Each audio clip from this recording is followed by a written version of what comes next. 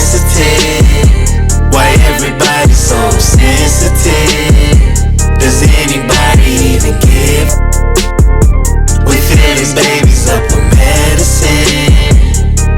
Yeah. Ooh, sipping on juice, sitting in the coupe, thinking about school, thinking about you.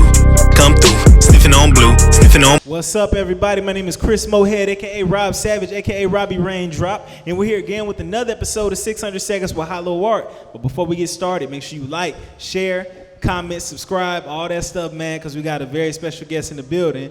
Once again, who goes by the name of? Comedian Vern Baker. Y'all give it up for Vern Baker. How you doing today, bro? I'm doing pretty good. I can't complain. Oh, yeah, it's great to have you back. This is your second interview? Second time. Yeah, it's good to have you back, man. Before we even get started, I want you to look at that camera and let the people know what it is that you do. My name is my stage name is Comedian Vern Baker, and I'm just a fat dude on stage trying to circumvent mental health therapy and coming on stage and spilling my guts to the crowd, and hopefully they'll laugh. Facts, straight from the heart. Where you from? I'm from Florence, South Carolina. Okay, Yeah. Shout out to Florence. The Magic City. Yeah. So, Vern Baker, I imagine that's your real name. Yes. What made you want to go with a real name where some people got stage names and all this stuff? Honestly, I just went that creative, and I got a common hood nickname that I've been called all my life, so it wasn't gonna work on stage. Right. Yeah. What was it? Boss Man. See. Oh, Boss Man. And the strange thing about your nickname being Boss Man, I'll be out in Alabama or somewhere, and somebody say Boss Man. I look at them like, yo, you know me? That's just a common thing. Yeah, that's a common name right there. So, who are some of your biggest comedic influences? Honestly, it started off with the first one that I could really recognize was like all the movies with Bill Cosby and Red Fox and them back in the day. The ones that back in the day, if your family had nothing to do on Saturday, and Amos and Andy, or some Bill Cosby movies or something like that, City Party A movies, yo, they were good, bro. They were good. Yeah, back in the day, I feel you. Yeah. You're also a teacher, right? I am a teacher. Do you incorporate some comedy into your lessons, or? Yes, because I teach one of the most hated subjects, math, and I'll be honest with you, I try to make everybody comfortable in my class, and comedy and being comedic and being, because it's more so about when I get up and do comedy, I'm trying to relate to the crowd. When I'm trying to teach, I'm trying to relate to a student, so I use those same tools and stuff like that just so I can connect with the students and make them feel comfortable in the classroom so they're willing to ask a question. Right. Is it middle school, high school? College. I teach at a technical college and I teach at a university. Okay, cool. So they more mature then. Yeah. Like, okay. So I can say some things that I've taught K through 12, and I've said some things I wasn't supposed to say in the classroom. But you know, I'm gonna tell all the teachers out there, because a lot of teachers are under stress. Say what you got to say in that classroom, and when you get down to that principal office, say you ain't said nothing with a straight face. Damn. So, you got any projects in the works? Any upcoming shows? I got one show coming up in June in Kannapolis, North Carolina. And hey, I'm available, and you ain't even got to pay me. I just want to tell some jokes. Y'all keeping me up off the therapist couch. True, I feel that. So I'm gonna ask you a question real quick. It might be a tough one. Who has the best films out of these comedians? Okay. Chris Rock, Adam Sandler, Kevin Hart, or Will Ferrell? I'm gonna go with Hometown. I'm gonna go with Chris Rock, cause I like that one him and Kerry Washington had. That was a real one. I like that Chris Rock forever will be the classic crackhead in a movie. So he set the standard for that. Yeah. Yeah. So. Okay. Yeah, you answered that easily. I thought that would have been tough for you. So name your top 3 comedians of all time then. My top 3 comedians, you got to give it up to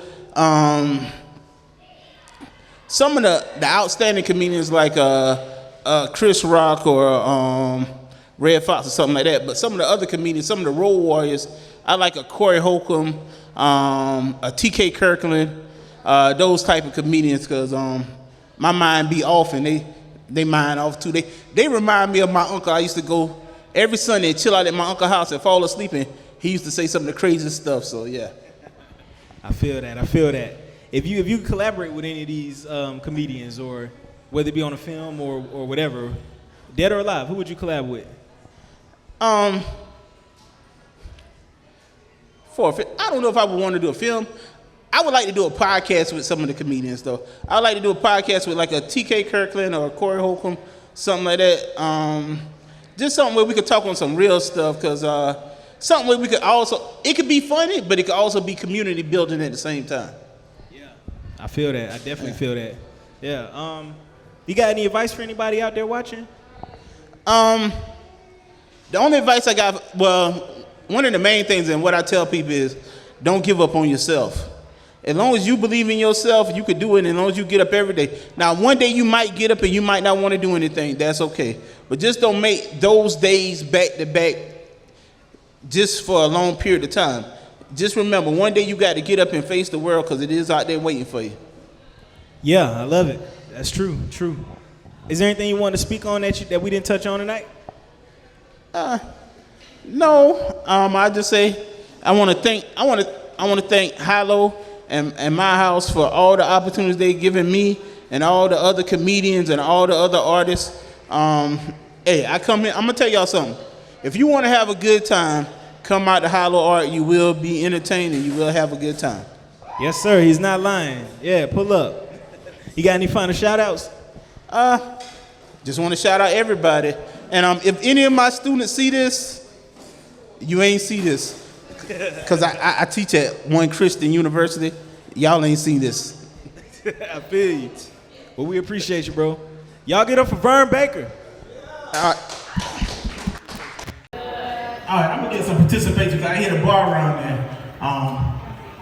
And everybody always want to give it up for the married people. Any divorced people in the building? Any divorced people? Any single people? Yeah, y'all give it up because it's about to be our season now. Some about to come out, and single people, we gonna be out there, and truth be told, the married people gonna be out there a little harder than us, so we ain't gonna talk about that though. But I'm a single man. I'm a divorced man, I should say. I'll be honest with you. The pandemic hit. My wife listened to the CDC guideline, and she chose to social distance from me permanently. So she social distanced from me and served me with divorce papers, but they ain't bad though. I talk to her every once in a while, and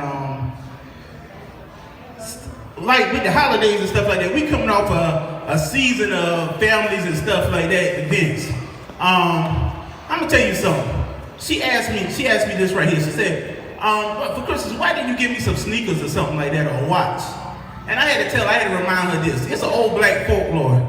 If you give a person sneakers or shoes, or if you give a person a watch, you'll run out of time and they'll walk out your life. Well, she already out my life and she already ran out of time. So I'm scared to give her sneakers or a watch now, because I'm scared she might walk back into my life or get more time.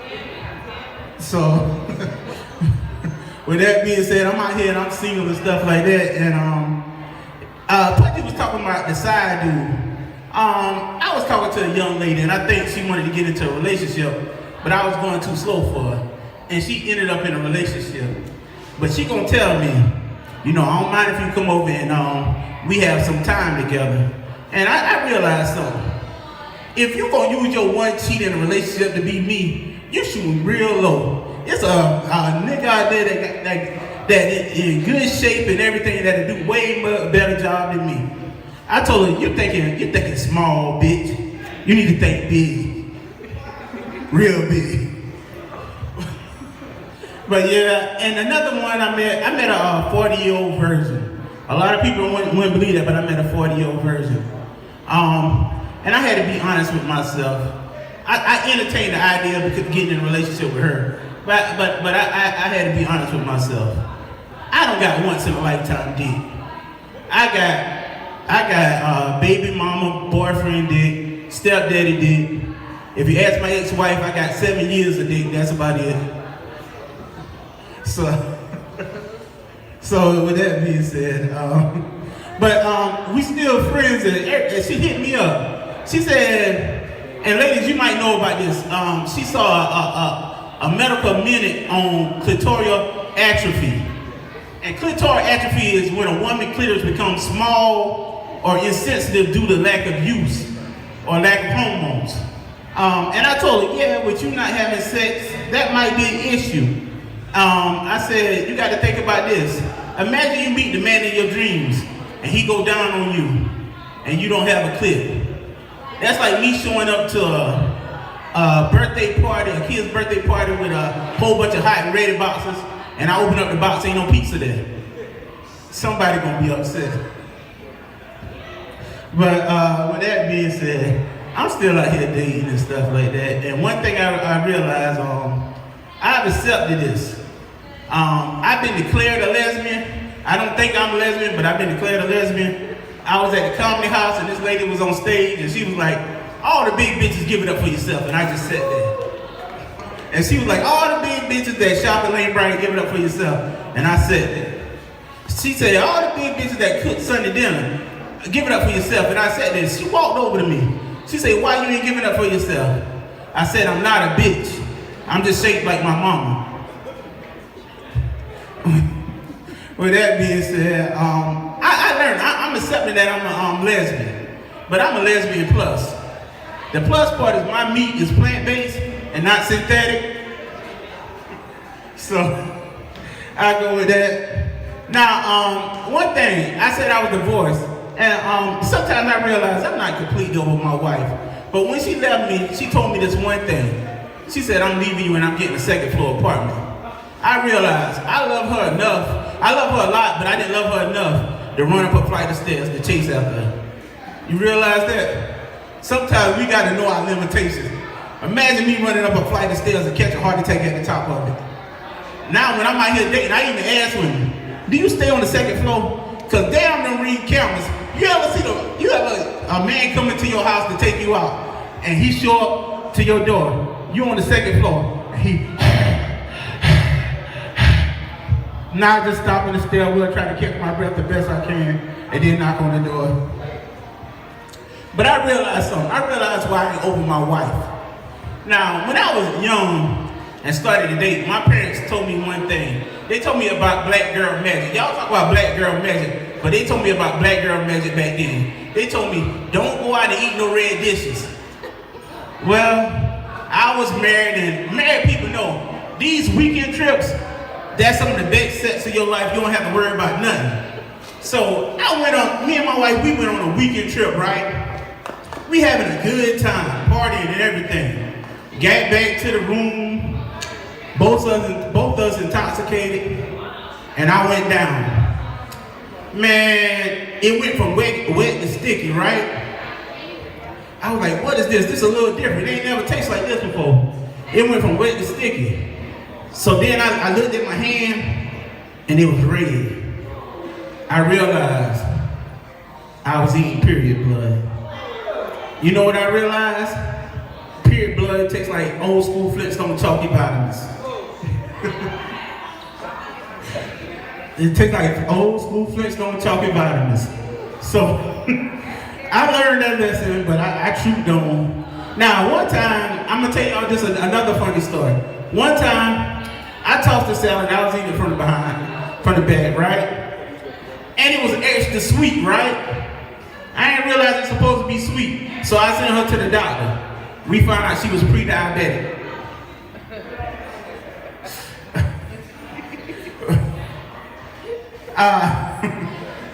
But yeah, I'm still out here dating and enjoying everything. I thank y'all have a good night.